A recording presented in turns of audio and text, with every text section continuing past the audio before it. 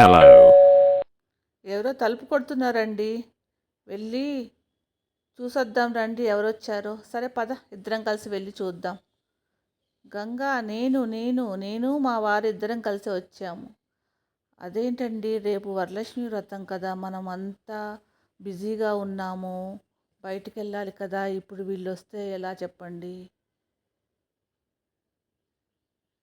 పర్లేదులే బయట ఎలాగో బయటికి వెళ్దాం అనుకుంటున్నాము. ప్రసాదాలు తయారు చేయడానికి, పండ్లు కొనుక్కోవడానికి నీకు ఒకళ్ళు హెల్ప్ కావాలన్నావు కదా. నీకు దేవుడే పంపించినట్టున్నాడు. ఏమంటావు గంగా? అంటానికి ఏముంది, నువ్వు ఏమంటే అదే. వెళ్దాం పదా. అక్కా అక్కా ఎక్కడున్నావు? బయటికి వెళ్దామన్నావు కదా, అందుకనే వచ్చాము మేమిద్దరం. ఎక్కడున్నారు? ఎక్కడా కనిపించట్లేదేంటి? వంటగదిలో ఉన్నారా ఏంటి? వస్తున్నా.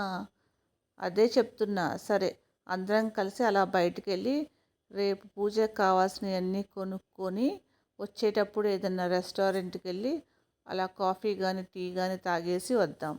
ఏమంటారండి మీరు? నేనేమంటాను, నువ్వు ఏది చెప్తే అది. నువ్వు ఎలా అంటే అలా. వెళ్దాం పదండి అందరం కలిసి. సరే బయటికి వెళ్ళే హడావుడిలో నువ్వు కావాల్సినవన్నీ మర్చిపోతావు. అవన్నీ ఒక లిస్టు రాసుకున్నావా? ఏం కావాలో అన్నీ రాసేసుకున్నానండి ముందే.